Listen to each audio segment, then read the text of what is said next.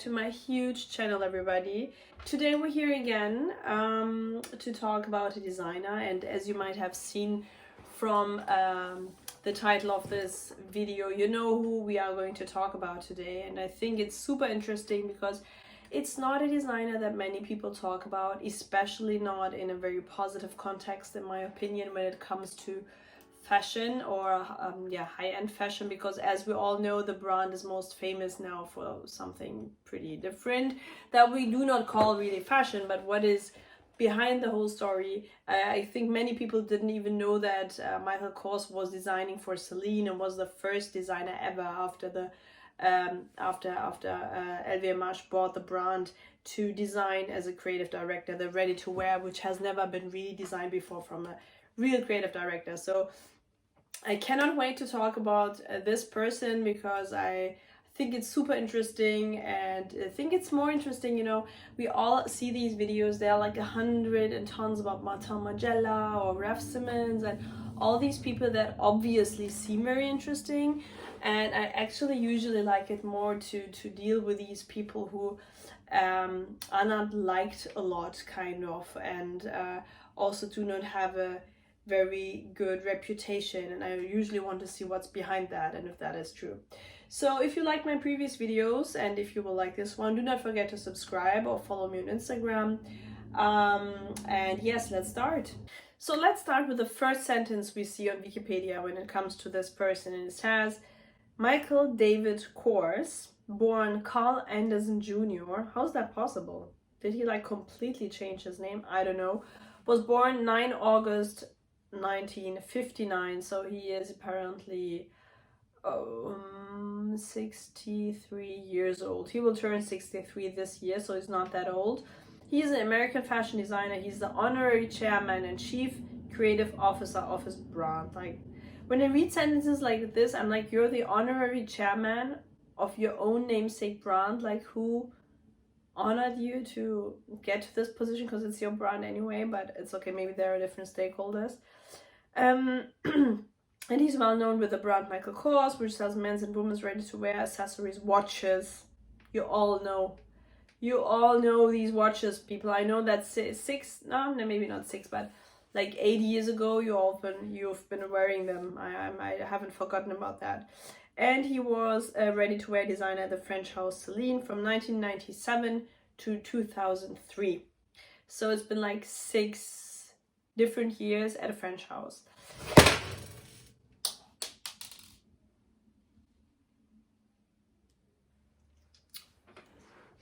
So maybe let's also just start with a very short introduction into the Celine brand in itself. Like, when did it start? What was it by? And they started with a boutique that was selling kids' shoes. So that was the first thing they were selling, and after a period of time, I think from the 60s on, they decided to also create ready-to-wear, but it was never really on their focus. It has usually been accessories, also handbags, and they had a little red elephant, which was their symbol back then. So far away from Phoebe Philo times, that was what Celine actually was founded by, and it's interesting because actually it's really a brand created by merchants, and it didn't start as a huge luxurious label, you know, that LVMH or Kering or anybody wanted to buy. It was something very easy, very small. I wouldn't compare it to just Zander, who also started with a very single store concept and wasn't in the focus on the radar of the big brands. But here we also see again, I think it was founded in 1944, like in the middle of, not in the middle, but in the end of Second World War in Europe. So that we had heavy times. So it was founded there and by the two Richard and Celine Vipiana, and that's their actual name. And the store was just called after the wife, who was called Celine. It wasn't immediately 1987 that Bernard Arnault tried to started investing in the brand. I think it took a few more years until they really implemented that the brand was a part of LVMH. I think that has to do with a lot of money, and that happened in, I think, 94 or 96 or something anyways. But the real huge rush on the brand started when Bernard Arnault opened the very first store on Avenue Montaigne in Paris, which was then like the place to be and still is in Europe, like one of the most luxurious and most important shopping streets for the haute couture brands and everything else in Europe. So that's kind of how it started. So from 1944 to 1997, Celine Vipiana is the head designer, the creative director, and the founder of the label, which is a pretty long time. And in 1987, Bernard Arnault kind of recognizes this label and wants to buy it, and also buys it. But it's actually a pretty passive brand that is not huge, and the potential is also not very obvious. And will it be a global brand? Nothing is pretty sure, but he has it in his portfolio, and since he's a businessman, he must have had kind of a clue of what he's doing. The interesting part is, how did it happen that this brand that didn't have any real heritage, because I mean, it depends on what you see as heritage. If you only see like very strong artistic designers as heritage, or do you see historical data as heritage? I think this is a definition one needs to make. I think the brand Celine still has a certain kind of heritage since it's old. I would say here it's still in terms of the historical heritage, that it has been a label of 50 years already, before it was bought by LVMH. But it wasn't really on focus in terms of design. It wasn't a Dior, it wasn't a Balenciaga, it wasn't a Louis Vuitton. And so it was a pretty small brand. And the question is, how did Bernard or anybody responsible for the decision decide to book Michael Kors, like the epitome of American luxury, of the jet set life, of the rich and the famous, the glorious life, you know, of the Miami Beach. I think he had a collection called Miami Beach or something. So that was very Michael Kors. And you have this very bourgeois French, like very, how do you describe that? It was like very Parisienne, the label, you know. They had a lot of, not tweed, but houndstooth suits. It was very sophisticated. It was very conservative. They were famous for their scarves, for their little scarves, you know. You were like, it was, I mean, you couldn't get any more Parisian actually. And all in all, it was also like a bit boring. I mean, you know how the people dressed in the 90s. So obviously it wasn't the hippest brand in the 90s. So in 1997, with the help of one of the people working at LVMH, I forgot their name and I don't think it's that important actually, somebody who was friends with Michael Kors decides to book him as a creative director for ready-to-wear, women's wear at Celine. And I think what we definitely need to keep in mind here is Michael Kors already had his own brand. He was also like, he always has been like he has been. I'd really try to research and find something awkward in his life, something misfitting, something sad, you know. I don't know, when I read something about Mucha, when you read something about Andy Milmeister or Raf, they all have this something. But Michael, I mean, he's actually super fun, because he's just as he is, and he is that happy boy. And his mom also said that he probably wanted to be a designer because she was a model, and he really grew up with her being a famous model, and saw all these dresses and everything, all this attention, and he probably also wanted to have that. So he decided to wanting to be a designer. And he also, like in the age of 5, he tried to redesign his mom's wedding dress. I mean, these stories kind of feel like good fairy tales to me, but maybe it is. And I think he also tried to be an actor actually, I think, and with the age of 14 he quit that and concentrated on his studies. So, but what he has been living is, it was always the good life. It has always been the positive vibes. And I think when we're talking about fashion in general, it's always, we want drama, we want like yin and yang. We do not only want freshness and happiness when we're talking about fashion. That's actually pretty lame. And I will not judge Michael Kors' fashion or something, because it's something very conservative, and I actually do not see a lot of substance to judge here, because he's a very clean designer. He likes things sophisticated. He gets a lot of influences of Hollywood in the 50s, in the 60s, where women used to dress differently. He likes he likes it tidied up, he likes it clean, and I mean, we cannot really judge that. It's okay, it's his aesthetic, and he's also he has an audience for that, so that's totally fine. But it's not really a designer I think we will talk about in terms of diversity, in terms of deconstruction, like in a philosophical manner, like we do at Martin Margiela, for example. So anyways, I'm telling this like I'm telling like any gossip, but anyway, I will just tell you what I know, so I think that's enough. So Michael Kors is the new creative director, and he's very New York, he's very American, and what he wants first from LVMH, which is the most intelligent move that he can make. And here again you see, dude, you're not a designer, you're a businessman, and he truly is. I mean, he is a billionaire now. He says he wants LVMH to buy his stacks like 1/3, and there has never been a number mentioned in terms of how much LVMH invested really in Michael Kors, the brand, but they say about 50 million, and $50 million in 1996 into a fashion label that is growing, but it's not huge, and that needs to fight against a lot of independent designers. 96, it was the time of Helmut Lang, of Donna Karan, of Calvin Klein. It was this era where it was a struggling time, like it has always been in fashion. And he had LVMH there because he was still growing Michael Kors, his own brand, which was growing, while still being in Paris and designing for Celine. So overall, there was this thing in the 90s probably where a lot of American designers switched to European brands. There was Marc Jacobs coming to Louis Vuitton. There was Narciso Rodriguez who came to Loewe.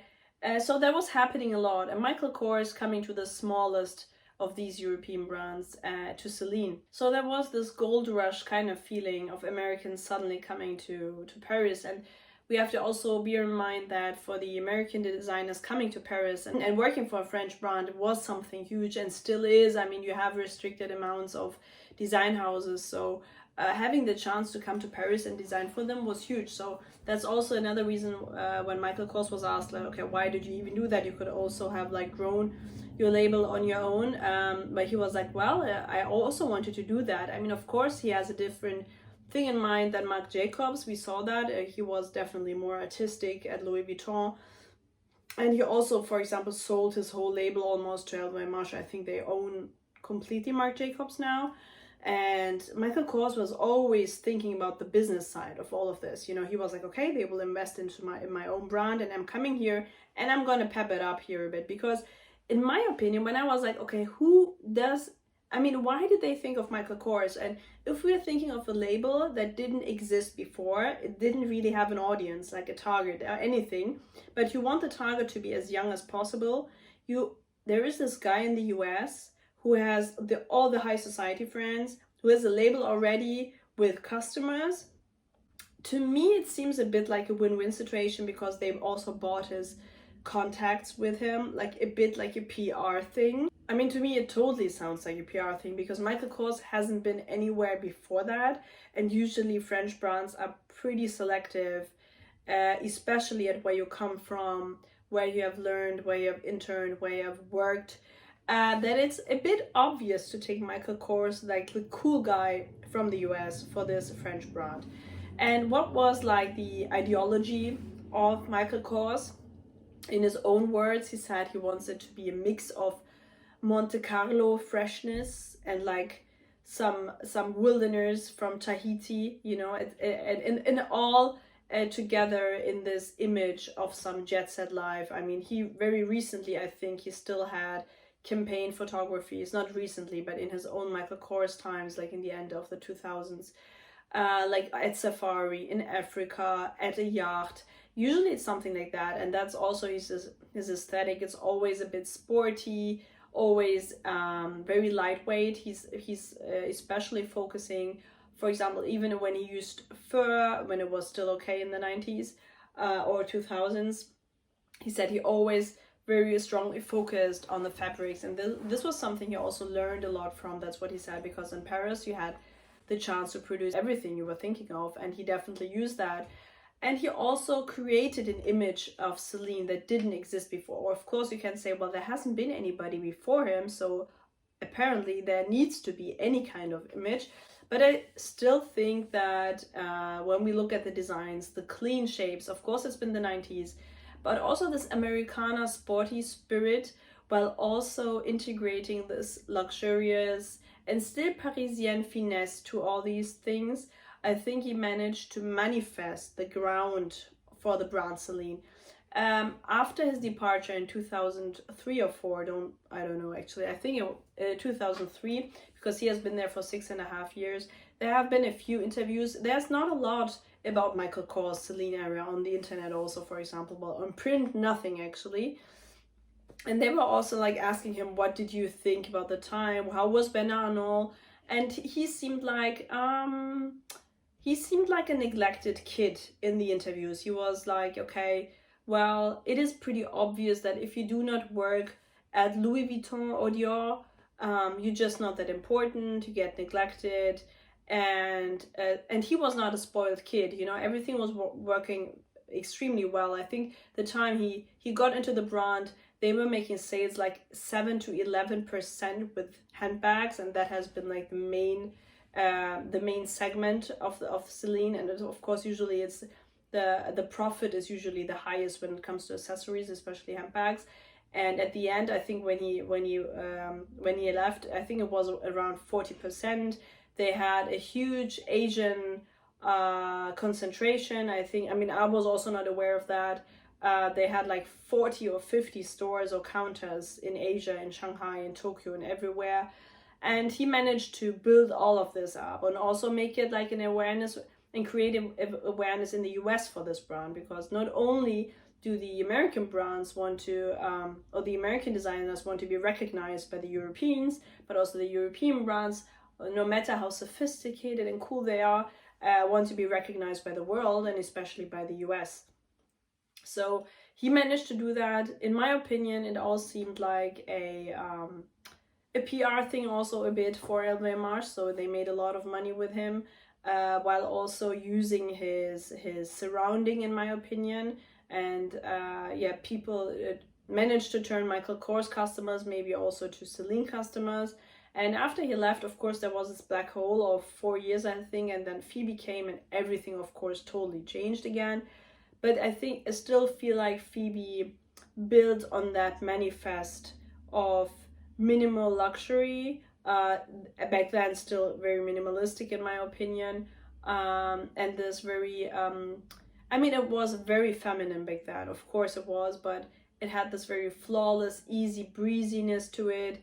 It had this luxurious view about it, but it still had this very strong, feminine, minimalistic luxury attitude about it. And I think no matter how much you might not like Michael Kors or his designs, or you don't identify with his stuff, one can still not say that he didn't have an impact on the brand itself, and that he didn't build anything for that brand. So I still think that he definitely manifested something there that was later very well worked on, because the designers, there were some creative directors that came after him, but none of them worked. And Celine, of course, obviously changed everything, but I think we need to do him justice when it comes to his textile choices, also to his designs, because it was a different image, but again, we're in 1997, everything was different. Also, Margiela used to design different in 97. So that's why I think that he actually did his role well at Celine, but I still think it's more that a business move than it has been anything else. I think in Marc Jacobs, for example, we see that he kind of stayed with the French and wanted to get bigger there. I mean, of course, he made history at Louis Vuitton, but Michael Kors definitely looked at everything from a more business perspective. He came back. LVMH already put a lot of money in his business. He grew it bigger. He started with jewelry, with accessories. He started with a more price insensitive brand, which was a bit cheaper, so he could get more people to buy products. I mean, at the end, we saw the products at Target, but I don't think that he cares at all about that. And I have to say, I actually like this nonchalance about him. I like it that he's very open about everything. You know, he's not that very because something I cannot handle is making yourself more important than you actually are. And I think that's an illness in every creative business, like people talking about themselves and talking as if they, changing the world. None of us is. And I feel like he's very down to earth, actually, and that's also something he said in his interviews, because he was like, yeah, well, I didn't feel like Paris was caring about me. It was like, I worked here for 6.5 years and I saw Bernard 3 times. And 3 times he was like, hey, what you doing? And he attended 2 of his shows and he made 13.